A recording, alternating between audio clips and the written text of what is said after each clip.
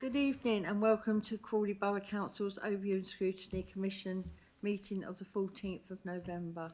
I am Councillor Marion Ayling, Chair of the Overview and Scrutiny Commission. There are no scheduled fire drills tonight, so in the event of a fire drill sounding, please leave the building via the main spiral staircase and through the main reception doors. Once outside, please turn left and make your way to the fire assembly point located beyond the multi-storey car park in Exchange Road. If you are unable to use the stairs, please wait in the council chamber and you will be guided by a member of staff to the evacuation lift. This meeting is being live streamed via the council's YouTube channel. Please note that there are no comments functions available as part of the webcasting. The council is the data controller and will retain the data collected during this webcast.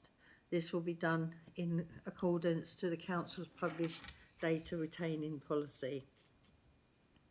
Any members of the public seated in the public gallery should be aware that by entering the chamber, they are consenting to their image being captured by the automated camera system. Recordings will be used for webcasting and or training purposes. Councillors are reminded to take note of what is displayed on the screen in the room as it shows what is being recorded and webcast. The cameras are currently set to capture you in a seated position, so please remain seated when speaking. You can request to speak as usual in committees by raising your hand, to speak by pressing the button with the face on it, and the microphone will go green when you are live. We will now commence with apologies for absence. Okay, thank you, Chair. We've had apologies from Councillor Hellier. Thank you. Does any member have any disclosure of interest or whipping declarations?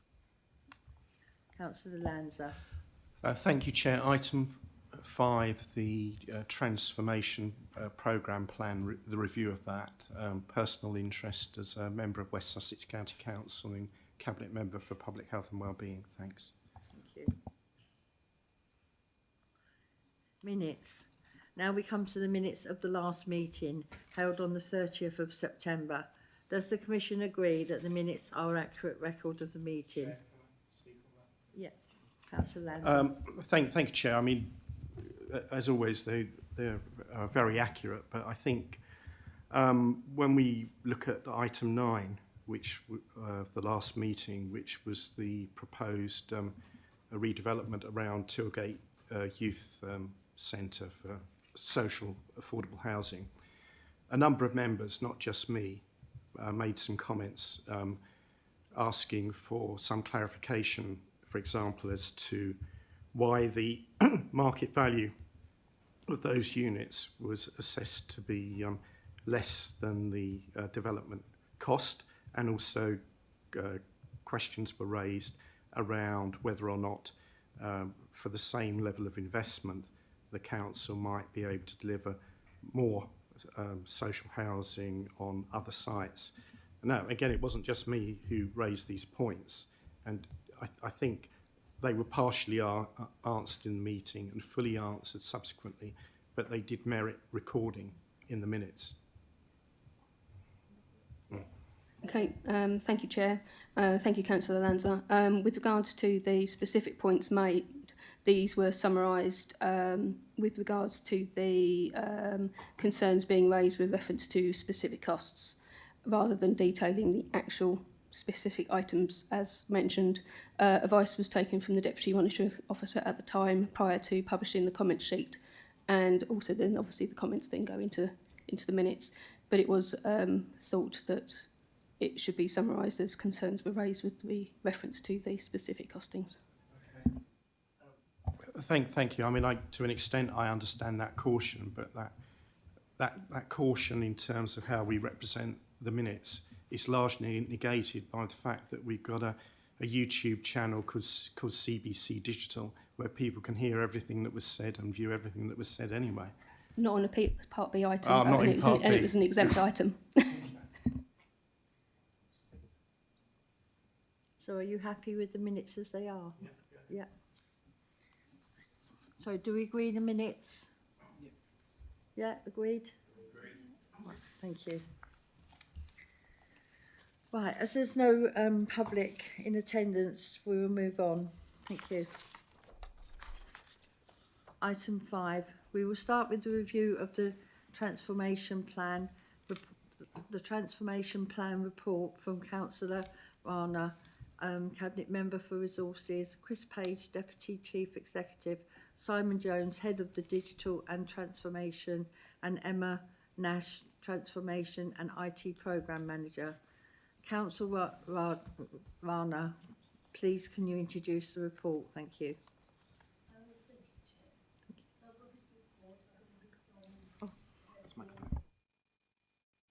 Sorry about that. Thank you, Chair. So for this report, Simon and Emma will be presenting it. And if you go ahead then, thank you. Oh, yeah. Thank you. Good evening, everyone. I'm Simon Jones, the Head of Digital and Transformation, and with me is...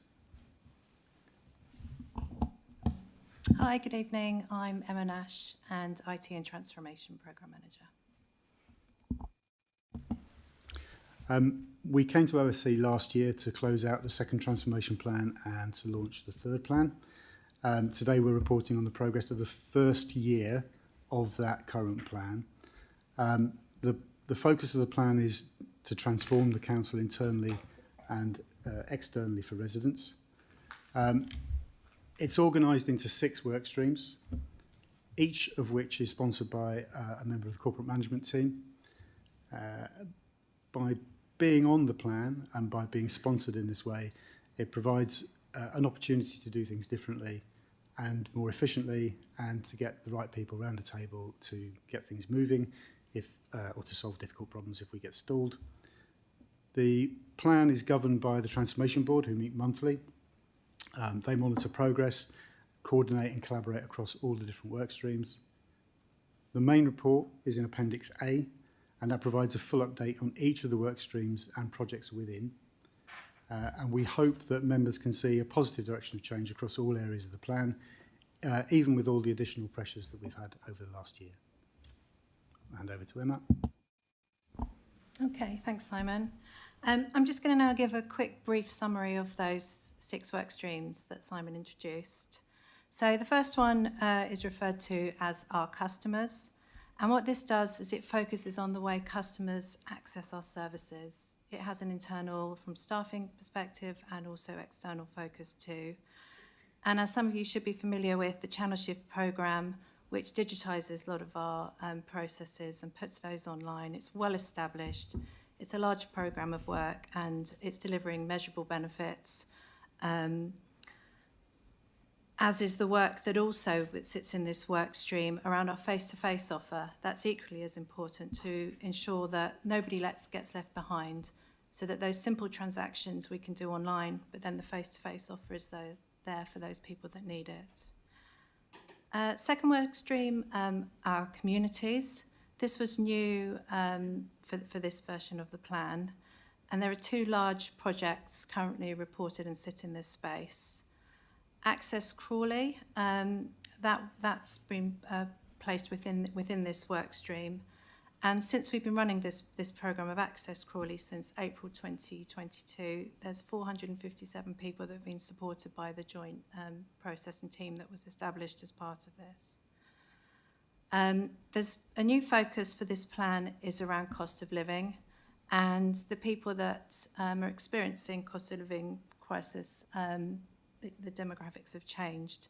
So this project, there's been a lot of research undertaken with partners internally and lots of data.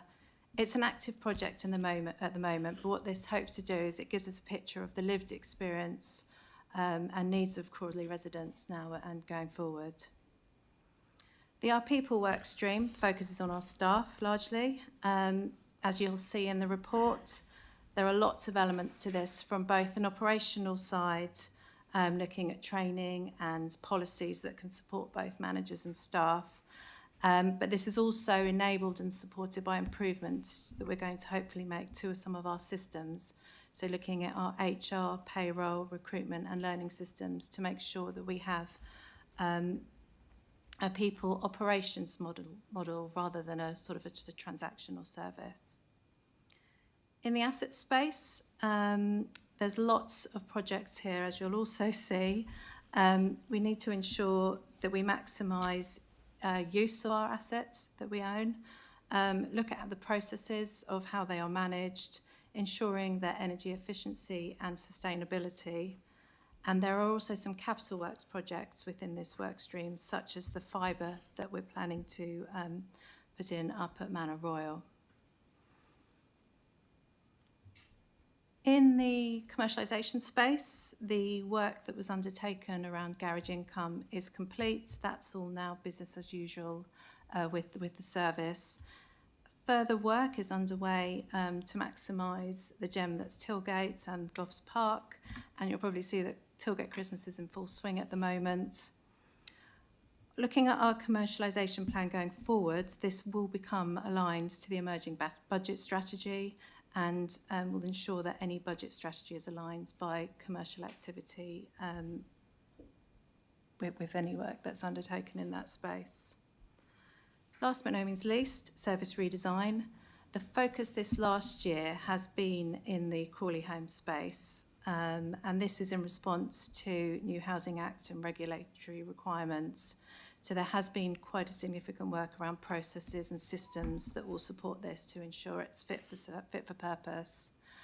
But actually most of the work that we do in the transformation plan and across the work streams has a service redesign space, particularly in the digital work, which obviously I'm quite familiar with, because we'll always look at processes, systems and things before we implement any new systems. So that sort of, it reaches across the whole of the transformation plan. Thank you, Emma.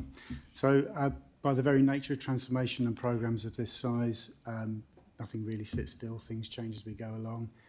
Programmes like this are porous, so things will fall out of the programme as they are no longer required and new things will come in.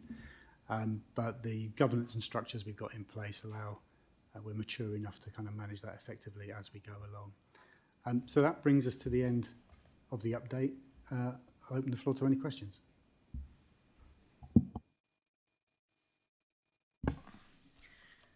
Thank you for the report. And do any committee members have any questions? Nick, sorry, Councillor Hilton. Thank you for the report. I won't talk as much as I did on the local plan and the OC last time. Just want to cover a couple of things. Can I talk about Mike Crawley? Because obviously as the new members, we've been quite encouraged to get onto Mike Crawley. And although I've got a personal bugbear, which I won't bore the committee with tonight, I do really like it and I think it's a really good thing. And I'm very impressed by the latest take-up. I think it's 8,000 in the second quarter, which I think probably mirrors what happened during the first quarter of 20 when we had COVID. I just had a little idea. Have we actually got to 50,000 yet? We're about 200 shy. I think. Right. 49,000 something hundred. I just it wonder won't be if, long. We'll be at 50. I just wonder if we could really push it to get give some kind of voucher or something for getting to 50,000 and push it the next week or so. But you probably don't need to, but it's quite interesting that you're right. I don't think we'll probably need to. No. It trundles along very steadily. But the good news is we're about to launch an upgraded version of My Crawley.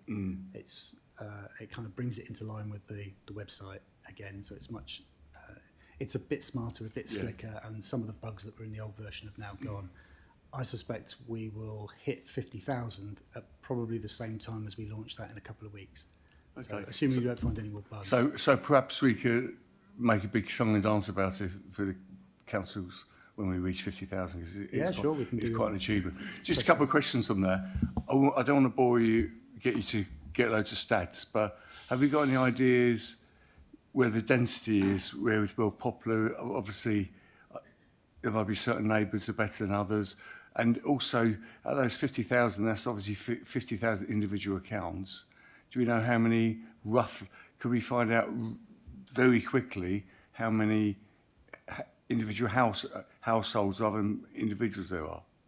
So on your first point about the density of take-up in different neighbourhoods, yes, we've got that data, and we can see that makes for interesting reading. On your second question, not easily. So there is some work going on to try and work out where we should have ceased accounts because people have moved out and the account hasn't closed, and where we've got multiple account holders in one property. So we're trying to work on that at the moment. But, My Crawley was created several years ago, 6 or 7 years ago, maybe longer, and the sophistication of the platform wasn't really up to that at that point in time. So we're trying to retrofit some of that stuff to the later versions at the moment. So in time, we should be able to get that information. And just one, and do we know why it's increased in the second quarter? Is that because we've been pushing it as a council, or I try and put it on our councillors page, don't we? We've got it on our councillors page, and if people got a problem, try and put directions there if I can. To us, it looks as though anyone who moves into Crawley, it's pretty much the first thing they do, is they open a My Crawley account. So it's people coming in. Yeah, 6 years ago. Excellent. Okay. And just lastly, I think can I just ask Access Crawley? I think that's a really, really good initiative. How do we measure? Obviously, that's different because it's not like a different kind of data, isn't it? I quite like that you're dealing with individual people, but you're doing data, technology, and those mixed together. How do we evaluate how effective that is and what we can do to make it better? Access Crawley is still in its infancy as a service, and by its very nature, it requires high levels of individual input. Each case is different. We do have some broad categories, but they're mainly about the initiatives that the things we've done to fix those individuals' problems. So sometimes it's about ensuring that they've applied for all the right benefits. Sometimes it's about speaking to various organisations about writing off debts and the like. So because they're all unique situations for those individuals, some relatively minor issues, some really serious cases, there's no easy way to kind of line them all up in a kind of traditional data measuring sense. They're very individual problems for each of those people. So it's not as easy as we might like from a kind of putting things in boxes perspective, but we do have some data, and I'll be happy to talk to you about that and show you what we've got. Thank you, Chair.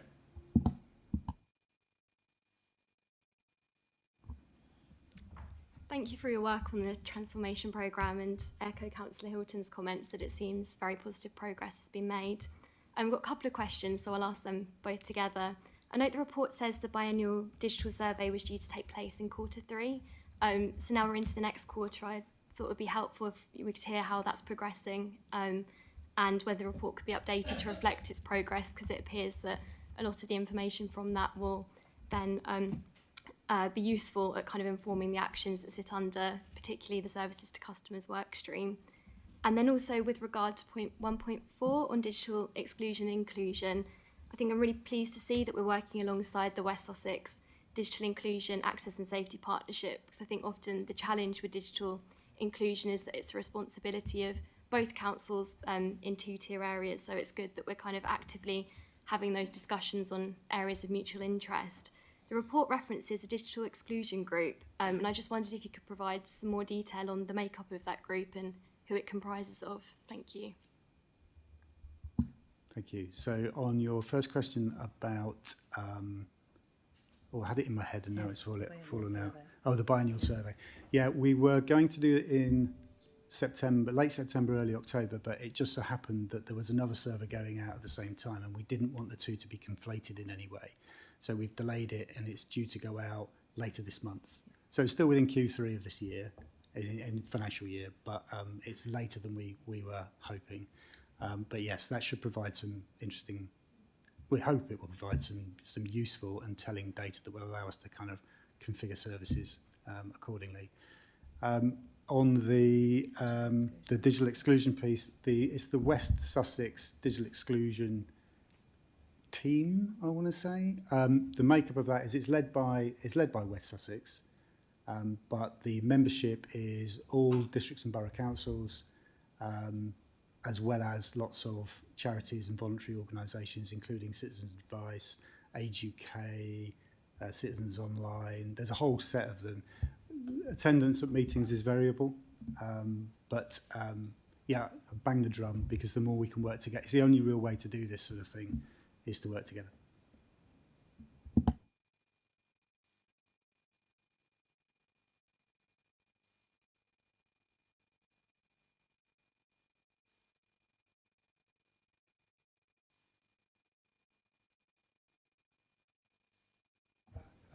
Thank you, Chair. Thank you for the presentation. There's a lot of good progress going on in the transformation programme. I just had a couple of questions. On page 21, there's reference to the pension credit awareness campaign, and it's understandable that we're pursuing that. I was looking at this recently, and I came across a hard copy form for applying for pension credit. I don't know if it's an old one or the current one, but I was a bit astounded by it, because I might have expected 50 questions or 100, maybe 150, but I saw 243 on the hard copy form, which is probably more manageable in an online application, because of course an online application routes you around the redundant questions, those questions that don't apply to you. So I wonder how we're kind of seeking to influence that take up. And was I looking at an old form, or is there a more up-to-date one with fewer questions that we can point people to? And on page 24, I note that we've got a discussion on I would say human resource policies and others, and we mention Unison and other staff. Is Unison the only union involved in that? I just wondered. You've listed Unison. Is it just them, or is Unite not involved? Or, okay, thank you. So I'll take up the first question, then I'll probably hand over to Siraj. But yeah, apparently it's just Unison. So on the question on the pension credit form, so I've not seen the form you refer to, the paper form you refer to. The pension credit process is a DWP process, and there's a .gov page you can go to, and it will take you through the kind of basic eligibility criteria, which are it's pretty straightforward actually. It's probably the easiest eligibility criteria I've seen. We offer a sort of supported service for people to come in and be walked through the assessment process, and take up of that is constantly monitored. It's not particularly well taken up even when we advertise it, but I will look at that particular form. If you've got a copy, I'd be interested to see it, because it sounds monumental, but you're right, online forms, dynamic, they'll route you past redundant questions, so it's a lot quicker. Okay. Thank you.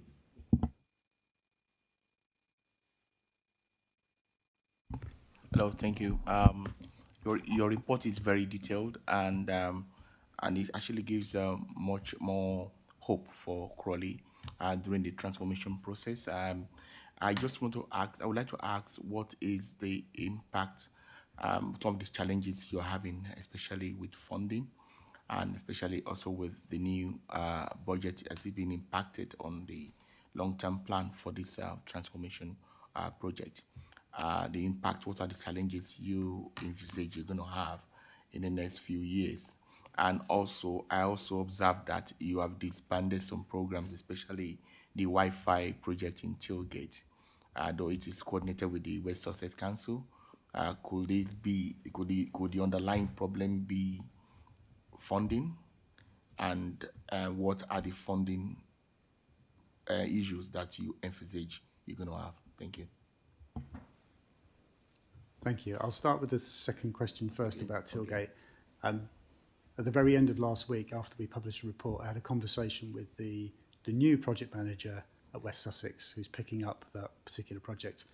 And he assures me that it isn't dead in the water, so we were misled about the status of that particular project. We are looking at potentially expanding the scope of that, but that's an ongoing conversation because it was quite a niche project as a kind of pilot, and I don't think it's scalable enough. So we're reviewing it, but the project isn't dead in the water. As for your first question about funding, each and every piece of work in the transformation plan goes through a kind of business case process where we secure the funding, or we kind of assess the cost against the benefit and secure the funding. So some of that process has been done and they're underway, and we've got the funding and they're going ahead because they deliver enough benefit to make it worthwhile. There are other projects on there that are not at that stage yet, and those decisions will be made as we go forward. And obviously, the funding position, the budget position, will affect the likelihood of those going through. So some of the rigour will probably tighten up in terms of business case will have to really stack up if we're going to go ahead and do it. So it's a kind of as we go process. So if the budget position changes, then it's likely some things will get pushed further back down the line until we can afford to do them. Yeah, I think because actually my thought about this is I remember clearly the HS2 project and all the costing that was done, and as it goes on, the costs keep going up, and so to prevent a kind of HS2 scenario in Crawley, so we need to.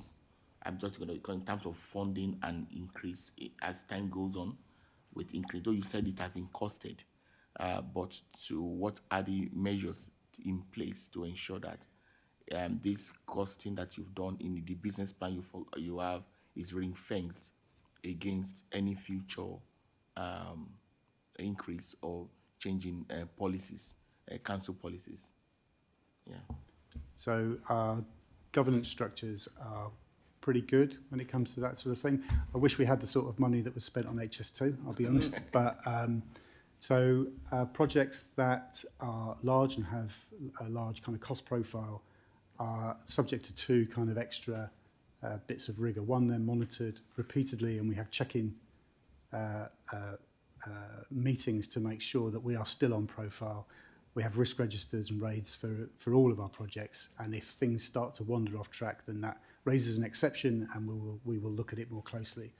There's also CPAG, which is the Corporate Project Assurance Group, and the function of that group is to review all of our programs and to pick out those, much like OSC does, to call certain projects in if there's anything that they're not certain of, or they, if there are any flags being raised for them, they'll call that in and they will look, and that creates a kind of break point where we say, do we want to continue with this project? Do we think the cost is going to come in where we think it is, or is it going to end up like HS2? At which point, a decision is made to either carry on with a very, very clear maximum budget, or to stop the project at that point and cease it at that point and stop spending unnecessary money. Thank you very much. My pleasure. I think largely my question may have been already answered. I mean, we're all aware of the intense pressures that have been placed on the council budget with the freezing of income effectively over the last 13 years. And that obviously is causing us issues. And I was really thinking about 2.5 and the commercialisation. When I see commercialisation, obviously we are looking for possible income streams. And I think, as I say, it's not unrelated to what was just asked. But with those, what measures have we got in place to avoid possible exposure to possible losses as we go seeking those income streams? But as I say, I think you might largely have touched on that. Sorry, Councillor Adderley, can you turn your mic off, please? You can only have two at the same time. Thank you. Yeah, the same governance approach applies. It's a kind of business case for income rather than a business case for expenditure. So commercialisation isn't just about income; it's about efficiencies. It's about capacity and resources. So the same governance and kind of regulatory process applies, that we will stop and review and make sure that we are safe in our investment. And that's reassuring to hear, because obviously the fear is that we, as we chase these income streams, that we may go out on a little bit of a limb, but you've got the mechanisms in place to avoid that. Yes. Yeah. Thank you.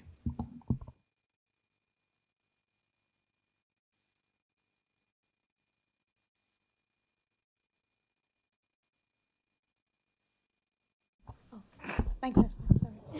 Sorry. Yes, I do want to, first of all, thank the council and thank the officers for the work on this report. I did really enjoy reading it over the weekend. And I just want to ask a question about point 2 on the supporting our communities paragraph. And I know that it says a cross council working group has been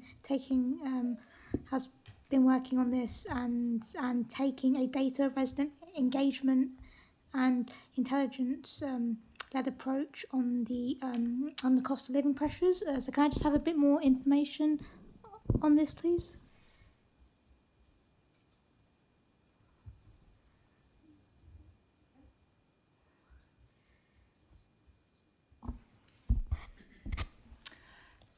This work stream actually has a joint sponsorship, sort of the nature of the work that sits in it. So it's sponsored by both Head of Crawley Homes and Head of Community Services and some of the officers that sit within each of those divisions.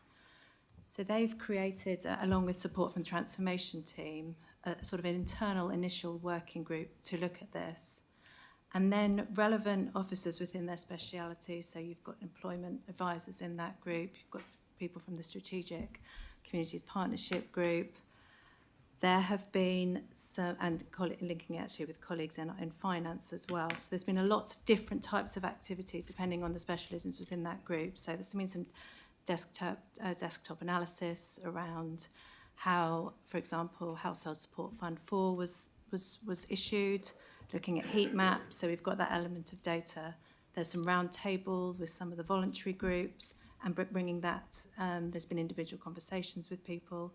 So in the round, there's lots of tentacles out at the moment, and they've gathered all this information, and sort of as we speak at the moment, had a round table just back end of last week with a number of this group to bring back and actually play back the position that all of this work has been done. Okay. Does that help? Yep. Thank you for that. Also, I want to talk about the point 5 on the commercialisation.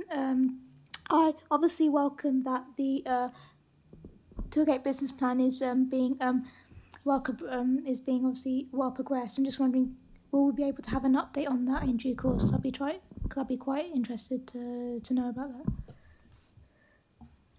Yeah. Okay, As soon as it's in a kind of formalised, publishable format, of course. Okay, all right. Thank you. That's all. Thank you.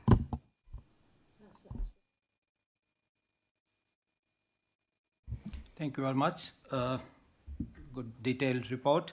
I think we discussed this last year as well. My question was about the licensing process. Is there any progress on that? Putting the whole process online where people can apply for their licenses, especially the taxi licenses. I think we can get a lot of efficiency through that, and it'll be much quicker, because at the moment I know sometimes, when we send it by post or through emails, that some of the, drivers and other license holders, they have issues and the licenses are delayed sometime. So I would say, they'll have quite a lot of, cost savings as well, and it'll be much more efficient process. So if you have any progress on that, can you update us? Thank you. I do actually, and with my other hat on, I also manage the IT programme, and it is an active project on that programme. I know it was raised I recall it being raised at the last meeting. And there's just a number, I don't want to go too technical on it, but a number of steps that have to take place to enable this to happen. And the big one is we had to upgrade the platform that the team manage this service on. It was a big compliance upgrade, and that has now been successfully done. So the prerequisite is now ready. The system itself is in a space to enable us to do it. There is a team at the moment within digital and transformation with the service, and we are looking at the out-of-the-box forms that come as part of the system that we're using, but also they're not that user-friendly, so we want to front-face this with some improvements to our website to enable people talking about the pension credit form, we don't want another however many pages, however many questions it was, that it's very intuitive and the instructions are clear for people on how to do these forms, because they're quite techy in IT. So we need to front face that to make sure that people can fill them in first time. There's another small piece of work. I'd class the project in the design phase. So we're looking at the design of how the forms will be, and then also how the reallocation of some of the funding that when people apply for the licenses, how that works. Technically, there's also some work to do. So once that design is done, we'll be able to be in a position to communicate some timescales, and there will be communications on the back of it as well. But you can keep on us on this one. We want it to happen as well. We really do.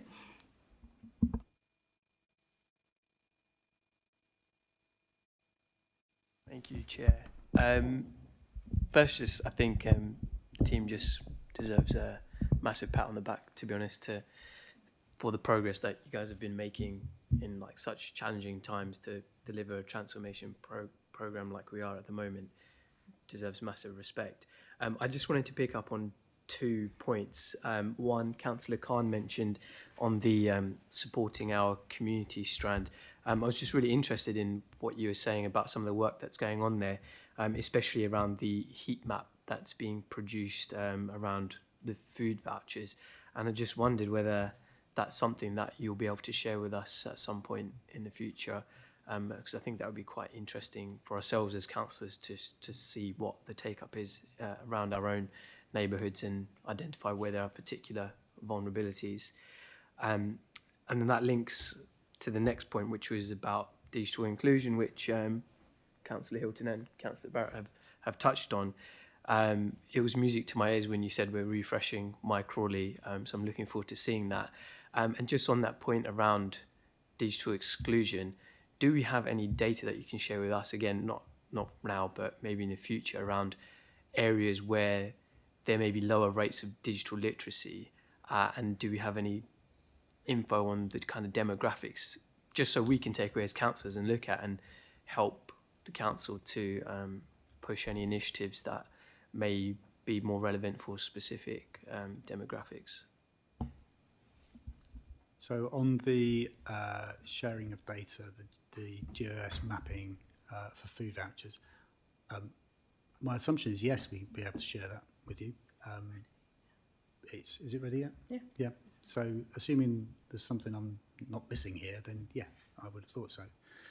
The data on digital exclusion, digital inclusion, whichever way you want to kind of skin that cat. We have the survey we talked about, which is about to go out. We're hoping that will give us some granular data on where we might have some pockets. I do have access to an amazing piece of work that the NHS have been doing, which maps not necessarily digital exclusion, but where they think digital exclusion is likely based on a whole set of factors around health and other contributing bits of data they've got. I don't think that is shareable at the moment, but what we can do is, and what we're intending to do is map the food voucher data against the findings in that system. And I'm pretty sure we could kind of do some sort of high-level extract of that data I mean, it's all anonymised anyway, but it is an NHS system. But it's a remarkable piece of work that they've managed to pull all this data together. Yeah.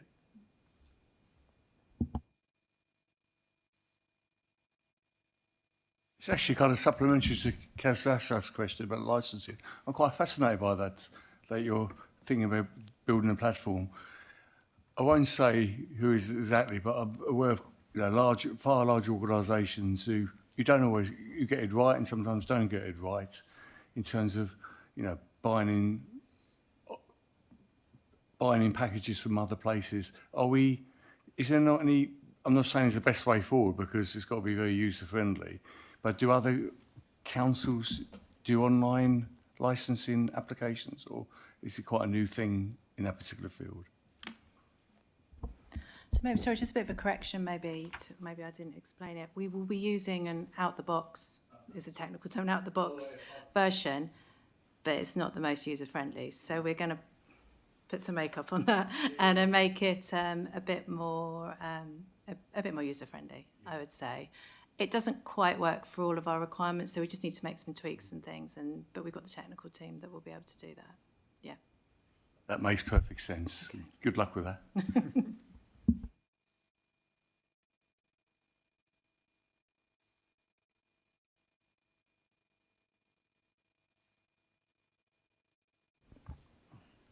Right, the committee members have had the opportunity to speak, so I'd like to thank the officers for their interesting report. I will move that the Commission will consider the report and request any comments expressed are acknowledged and documented by the officers. Please can we have a seconder for this? Councillor Khan. Is that agreed? Agreed. Thank you. Right, item 6. Yeah, I'm just going to call you in. Yeah. I'm pleased to welcome Councillor Rana to update the Commission on the resources portfolio and the roles and responsibilities. I would hand over to Councillor Rana for the Commission, prior to the Commission wanting to ask any questions. Councillor, so if you'd like to speak. Thank you. Good evening, everyone. Resources is a large portfolio that spans across 3 divisions of the Council. It covers our assets and our people, IT and data, transformation, performance, customer services and complaints, democracy and governance, legal and health and safety. The OSC has already heard that the Council is on a modernisation journey delivered through the transformation plan. We are making real progress, and our objective is to provide better and more efficient accessible services for our residents. We have had to focus more on certain parts of my portfolio, and it has been important to prioritise the available time and resources. What I hope will be useful for the OSC is to set out some of the key activity in the last year and some of the areas we will be focusing on in the next few months. You may well want more detail on certain parts of my portfolio. I will be happy to take on board any comments and thoughts and come back to you separately.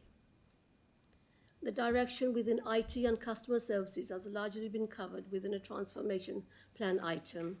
I wasn't planning to cover these areas further in any great detail. However, there are a couple of items of note that members should be aware of, not included within the transformation updates. Our Microsoft licensing contract was renewed earlier this year. Thanks to the hard work of Emma and the IT team, savings of $96,000 were made over the life of the 3-year contract. SharePoint has been rolled out to more than half of the organisation. This underpins the transformation of our information management strategy and processes. This means that we can better look after our residents' data and ensure compliance with data legislation. The full SharePoint program is a major undertaking and will be completed by December 2025. One of the benefits of IT modernisation is that the Council has continued to make significant progress in cybersecurity. We continue to focus on testing and training all staff and members, and the results show reassuring improvements.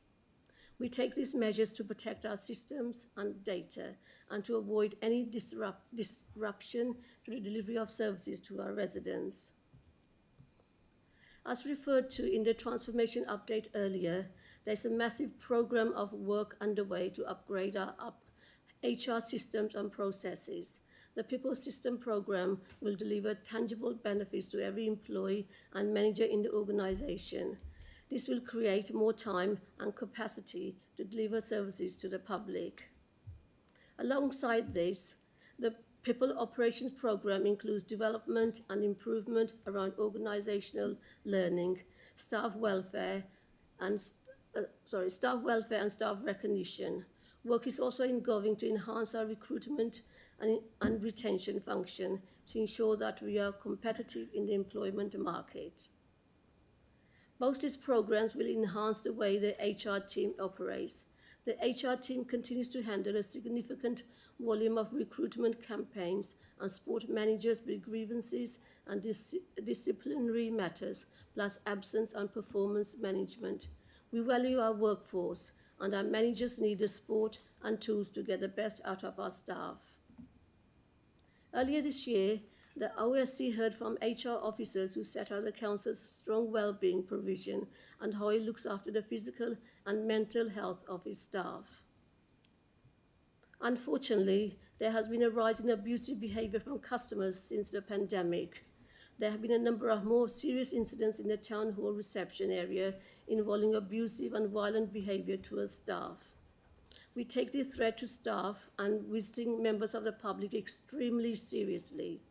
We have reviewed the terms of entry for the town hall, and we now have a physical presence in reception, a security-trained industry-trained officer.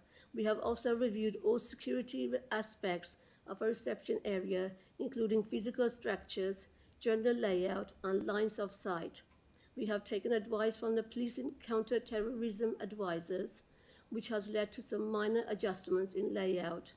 Despite these changes, we feel that the customer experience should still be positive, and we welcome residents to visit the town hall when they need to. We had a well-run borough election in May 2024, followed by, as you know, by the general election in July and a by-election in mid-October. The new technology is now well established, and this has improved accuracy and reduced paperwork in polling stations. From a voter perspective, the voting process is now quicker and more efficient. The Democratic Service team has worked very well to help members to navigate our busy calendar of council meetings. For residents, our meetings are very accessible. They can come to the town hall to watch in person, or they can watch the meeting live via webcast, or after the event with the online recording. We had a particularly successful Alderman and Freeman event in July. We celebrated these special appointments, but also presented some of the Crawley's civic heritage with new honours boards and the newly installed Alf Pagler bust. The corporate performance team has continued to focus on overseeing performance and corporate assurance. This provides the corporate management team with a more detailed view of how the council is performing. The council is also in a solid position when it comes to its consideration and reporting of its strategic risks. Those members on the audit committee will be familiar with the strategic risk register. The council receives a significant volume of complaints, with a majority relating to Crawley homes. Very few complaints go on to one of the two ombudsman bodies. These complaints that do get there do not generally succeed. This shows that the council's complaints process is robust and fair. The data team handles a very high volume of freedom of information requests and subject access requests. The team aims to process and enable a member of the public's right to information or to their own data. The team also oversees the council's GDPR compliance. The legal team has been well settled and effective in supporting all services to deliver on corporate priorities. The team handles a high volume of matters across contracts, property, litigations, and housing. There has been stability in terms of personnel, and digital ways of working are now established within the service. The shared procurement service, which is led by the council, continues to be very busy.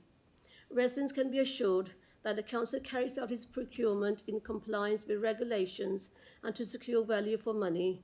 Regular updates on major procurement are provided to the Commission and the Cabinet. Southern Internal Audit Partnership has continued to provide the internal audit service, and this has worked well.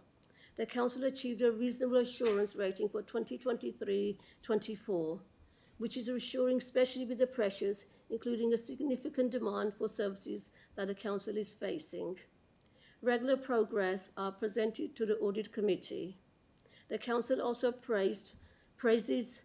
the council also received praises from SIAP for the high levels of engagement and cooperation from officers on audits. I hope this provides the OSC with a good overview of current activity across my portfolio.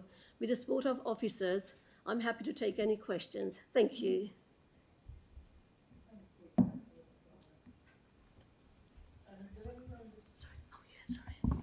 Do any members have any questions for Councillor Rana?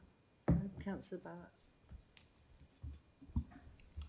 Thank you, Councillor Rana, for outlining the breadth of work taking place in your portfolio.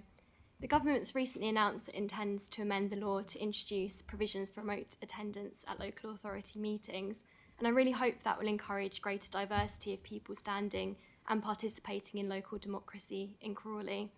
I'm aware that there's a consultation open at the moment on the proposals, and I wondered if you knew whether Crawley Borough Council will be responding to that consultation, or if not, because I'm aware it's still quite early days, whether you could keep us updated on how those conversations progress. Thank you. Thank you, Councillor Barrett, for your question. At the moment, I mean, it hasn't really, it's still, I mean, not going ahead because we haven't really heard anything about it at Crawley Borough Council. But hopefully, whenever, I mean, the council will hear about it, we will progress to any further, however it is. So I'm sure, I mean, you will get to hear it very soon. But I mean, if I just pass you over to one of the officers, they'll be able to answer your question in more details. Thank you. Thank you for the question. Yeah, early days in terms of the consultation, but if the council has asked its position and what it would like to do and how it would like to approach it, we'll certainly liaise with members. And in the past, we've liaised with the members' working group to kind of get views from members in terms of what they would like to do and their view towards hybrid working, because there are different views potentially. But obviously, it worked well during COVID. In terms of getting meetings done, but we'll keep you updated in terms of the consultation and then obviously the outcome you'll hear nationally.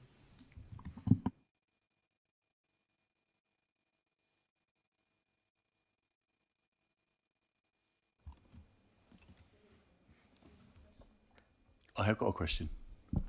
I think we kind of touched on this earlier with Councillor Lanza talking about pension credit forms and obviously the heat map and Nexus Crawley.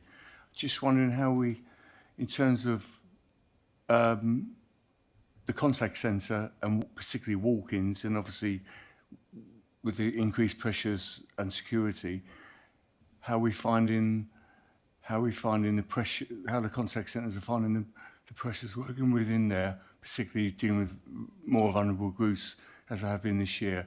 And as a supplementary to that, obviously we've had a resolution in full council which went about pension credits and advice. Have we got any early indications of take up on that particular issue? Thank you, Councillor Hilton. I mean, the staff in the contact centre are very well trained. So if they do have any queries, they're the first ones the customers ask. Otherwise, they're pointed out to the right officers in the housing department. And we also have like walk-in surgeries by a Citizen Advice Bureau, who comes every Tuesdays and Wednesdays to advise people about pension credit. But I mean, if I could also pass you now, they can give you more fully detail of the officer. Thank you. Councillor Rana pretty much summed it up very well then. So starting with your point about the pressure in the contact centre and the front of house, yeah, it's difficult. I won't sugar the pill. The staff are under a lot of stress. The level of abusive interactions is on the rise. We've had a few quite nasty incidents at times, which doesn't help. It was a lot of pressure and stress on the staff. And so we do have a permanent member of security on duty to support the team, and all the other services that are now working out of the front of house. So right the way across the organisation, we have a higher level of presence downstairs. In terms of the pension credits, yes, so we've got there's been a long-term existing process where Crawley Homes residents, particularly the Crawley Homes team, offer an assessment process, and they are now offering that more widely. If they are short of capacity, then it falls to the contact centre, which is one of my teams. And as Councillor Rana just said, we also have citizens' advice. I think it's Tuesday and Wednesday coming in to offer additional support. And obviously that's not just on pension credits, on a wide range of issues. So we're playing it as it goes. At the moment, demand hasn't been that high, certainly not beyond our capacity to deliver. If it does get that way, then we'll have to review the situation and work out what to do.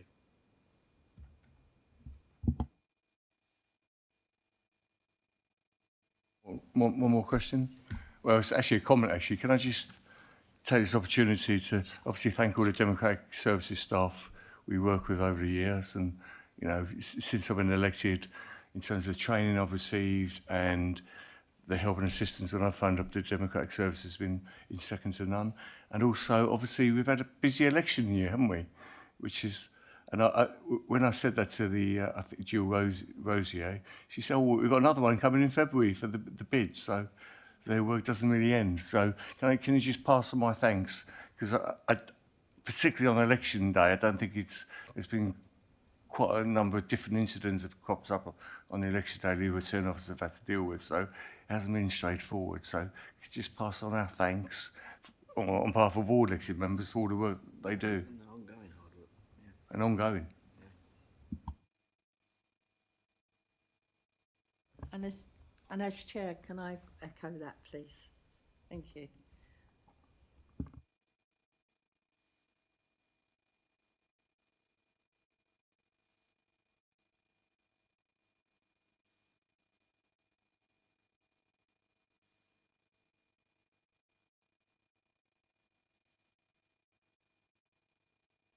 Oh, sorry, I pressed it, but obviously it didn't work.